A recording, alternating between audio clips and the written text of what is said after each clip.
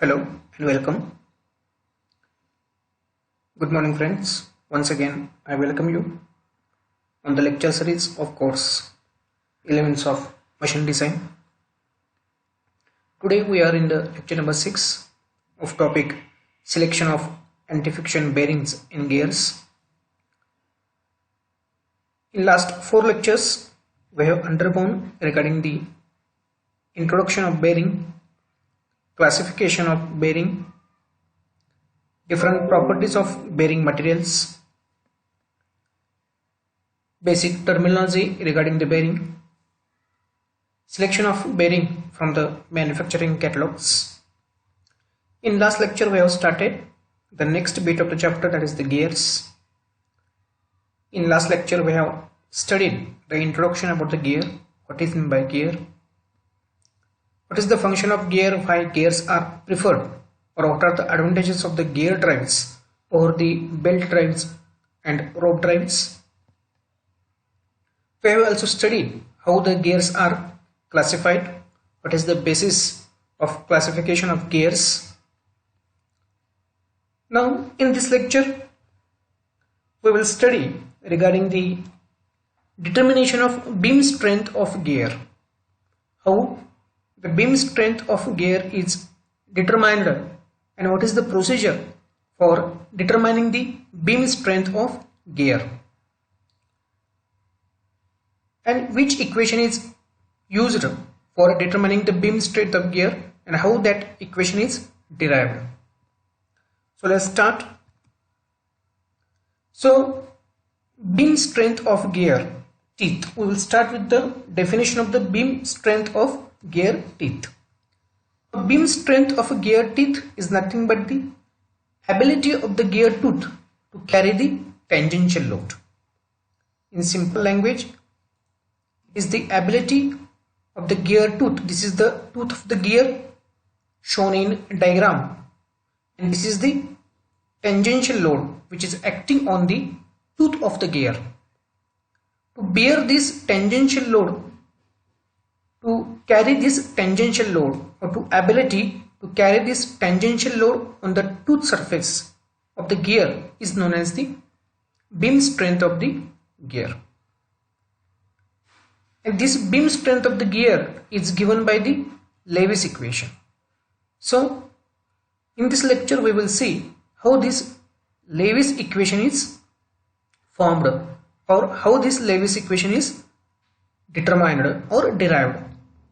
Now the beam strength of the gear teeth is determined from an equation, that is the Lewis equation, and the load carrying ability of the toothed gear as determined by this equation gives satisfactory results.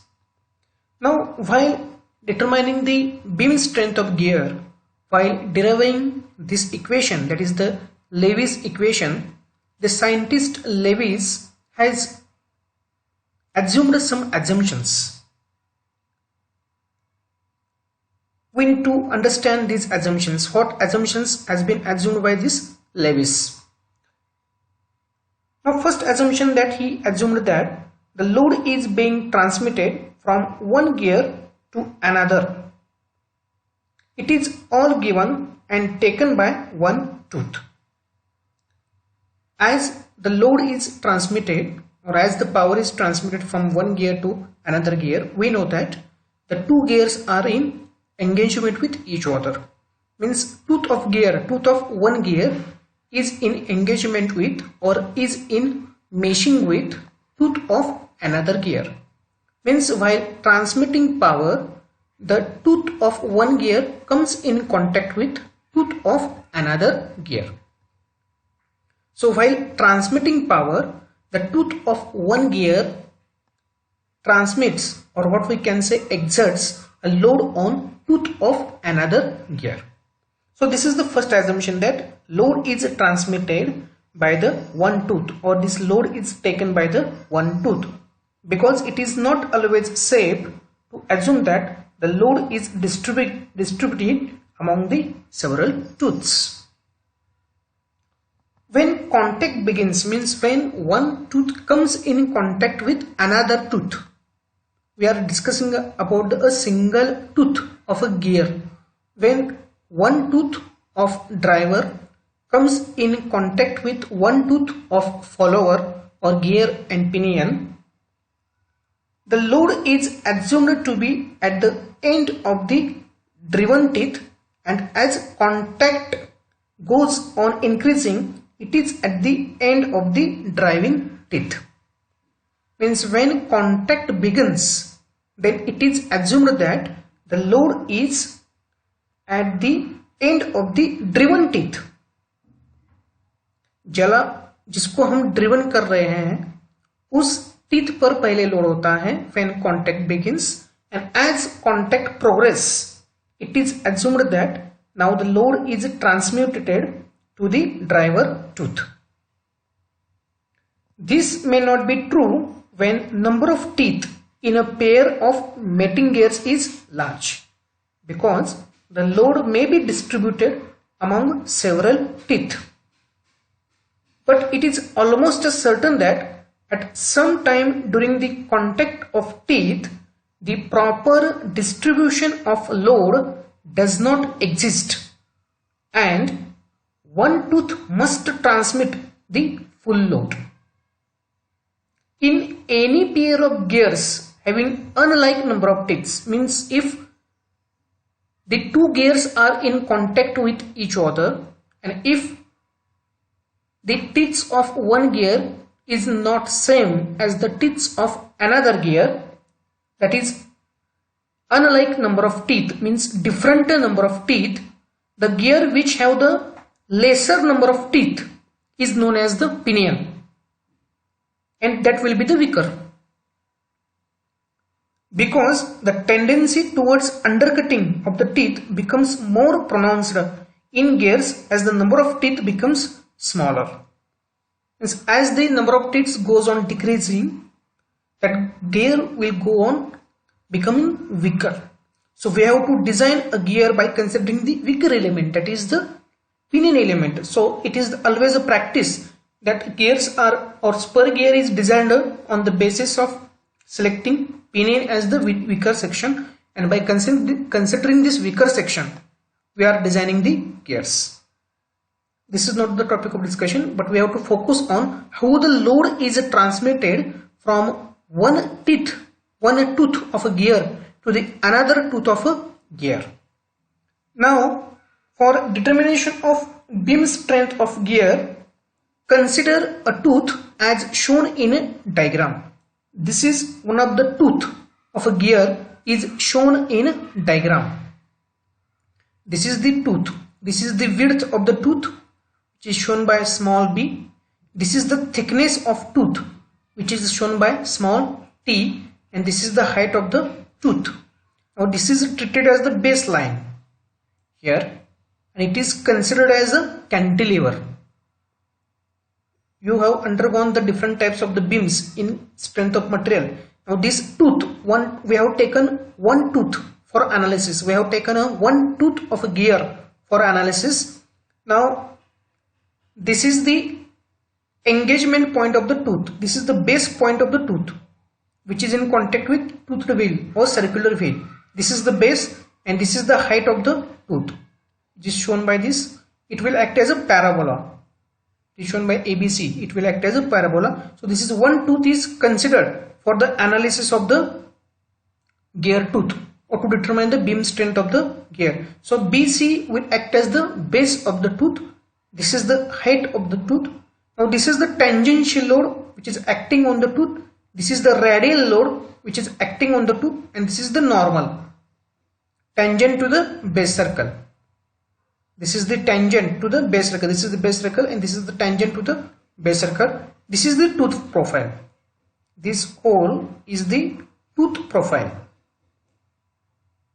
So this is the tangential load. This is the radial load, and this capacity to bear this tangential load is known as the beam strength of the gear, and we are determining the value of this tangential load. Keep in mind, we are deriving Lewis equation, means we are determining the value of this tangential load which is acting on a gear tooth, that is the beam strength of the gear tooth. So we have considered one gear tooth. Now consider each tooth as a cantilever beam. It is considered as the cantilever beam loaded by a normal load. This is the normal load Wn. It is resolved in two components. Now this normal load which is acting on tooth is resolved in two components, that is the tangential component and this radial component. This normal load which is acting on tooth element is resolved in two elements, that is the tangential load and this radial load, tangential component and radial component, acting perpendicular and parallel to the center line of the tooth. It is acting perpendicular and it is acting parallel to the center line of the tooth. This is the center line of the tooth. This is the perpendicular direction and this is the parallel direction and this is the center line of the tooth. The tangential component, due to the action of this tangential component, now understand the basic of stress induction, how the stresses will induct due to the application of this load. As we have seen in first chapter, due to the action of load there is a possibility of induction of stress. Now here also two types of the loads are acting on the tooth. One is the radial load and one is the tangential load, and this is the base of the tooth, means this section is based. This is treated as a cantilever beam. This is the base section. It is attached to the circular wheel or tooth wheel. It is attached to the circular wheel and this is the base of the tooth. Now due to the action of this tangential load, there is a possibility of induction of bending stress. Due to the action of this tangential load, there is a possibility of induction of bending stress which will bend this tooth in this direction. Means this tangential load will be responsible to induction of bending stress, that is sigma b. This is the notation for bending stress. Means due to the application of tangential load, this tooth profile will, as you see in the figure, this is the line of action of load. When it load acts on this portion, it will tries to bend. It will tries to bend this tooth. That's why it will exert a bending stress. It will induce a bending stress in the teeth. The radial component tries to induce a compressive stress. Now due to this radial component, this tooth will be under the action of compressive stress. But the possibility of breaking of tooth is due to the tangential component, because this value of compressive stress will be less, because when tooth will come in contact with each other, due to the application of this bending, due to the application of this tangential load, the tooth will break due to the induction of bending stress. So we have to design this tooth on the basis of bending stress. Means we have to consider this tangential load. We have to determine the value of this tangential load. Therefore, its effect on the tooth may be neglected, as the compression load is, or due to the radial component, compressive stress will get induced, but its value will be negligible. Hence, the bending stress is used as the basis for design calculations. The critical section or the section of maximum bending stress may be obtained by drawing a parabola through A and tangential to the tooth curve at B and C. So from this point we have drawn a parabola which is a tangential to the BC.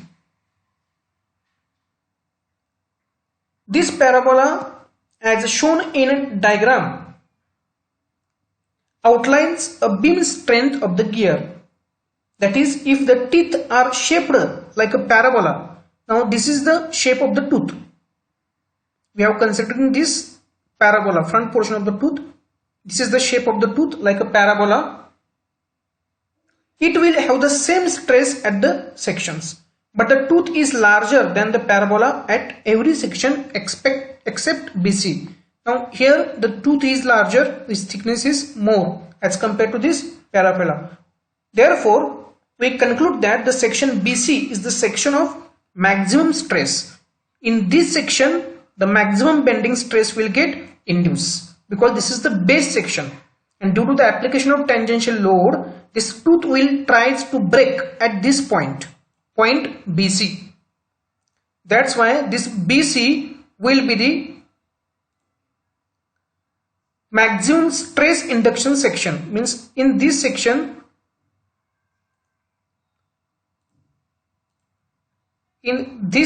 there is a possibility of breaking of tooth. That means maximum bending stress will get induced in this section BC. The maximum value of the bending stress, that is the sigma B, is given as, we know that this is the value of sigma B. It is the bending stress induced at the point BC, means at the root of the tooth, is given as, this is the basic formula for bending stress, bending moment into Y divided by moment of inertia, where M is the maximum bending moment at the critical section BC, means at the root. How to find bending moment? WT into H, means load into perpendicular distance. That will be the bending moment acting at point BC. H into WT, WT into H, tangential load into perpendicular distance. H is the length of load and Y is the half the thickness of the tooth at the critical section. Thickness of the tooth is T, half of the T is T by 2, that is the value of Y, and I is the moment of inertia about the center line of tooth, dt cube by 12. We know that value of moment of inertia as this is the rectangular section. Look at this. This is the rectangle. This will form a rectangular. And for this rectangular section, the moment of inertia is given as the bt cube by 12. And B is the width of gear face. This B is the width of this gear or tooth face or tooth profile. This is the width of tooth. This is the thickness of tooth. This is the height of tooth. The bending moment will be tangential load into perpendicular distance. Y will be the half of distance of this T, means T by 2. B is the face width and I is the moment of inertia. Now substituting these values by putting value of Y in this equation number 1, we get M is WT into H, value of I is T by 2, value of I is BT cube by 12. Now by solving this equation, 12 divided by 2, 6, T cube divided by T square, B remain as it is. Now this equation become WT into H into 6 divided by BT square. But we want the value of tangential load. As I have told you, we have to determine the value of tangential load, because the tangential load acting on the gear tooth is known as the beam strength of the gear tooth, and we are determining the value of beam strength, means we are determining the value of tangential load, because tangential load is the responsible for the induction of bending stress, and bending stress is responsible for the failure of this tooth. So we have to determine the value of tangential load. So rearranging this equation, we get value of WTA as sigma W means bending stress, B is the face width, T is the thickness into H. By rearranging this equation, we get value of tangential load as this. This is the value of tangential load. Let thickness is X into PC and H is K into PC, where X and K are constant. If we put these two values in above equation, in this equation, we get again sigma W B. We have put T, value of T in this equation as X into PC and value of H as K into PC. Now we get this equation. Again rearranging these terms, sigma W B into PC, X square by 6K. By substituting X square by 6K, it is another constant which is known as the Lewis form factor. This Y is known as the Levy's form factor, and this PC is the circular pitch. So by rearranging this equation, we get, by putting this value of Y, that is x square ck is equal to Y in this equation, x square by 6k is equal to Y, it is the Levy's form factor.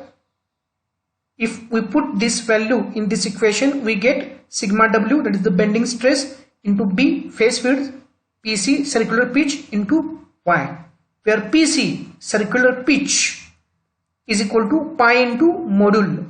The small m is the module. By putting the value of PC as pi into m in this equation, we get final equation Wt is equal to sigma W, means sigma B into B pi m into Y. This equation is known as the beam strength or beam strength equation or Levy's equation. This equation is known as the beam strength of the gear tooth, that is the tangential load acting on the gear. It is also known as the Levy's equation. Many times in examination it is asked to write this Levy's equation. So this is the final Levy's equation, where in this equation sigma W is the bending stress, B is the phase width of gear, M is the module, and Y is the Levy's form factor. Once again we will take revision. This is the tangential load acting on gear. This is the radial load acting on this gear tooth. We have considered this gear tooth as a cantilever which is fixed at this section BC. Due to tangential load, there is induction of bending stress. Due to radial load, there is induction of compressive stress. But the chances of breaking of this tooth at this section is due to bending stress. So we are designing this gear tooth on the basis of bending stress.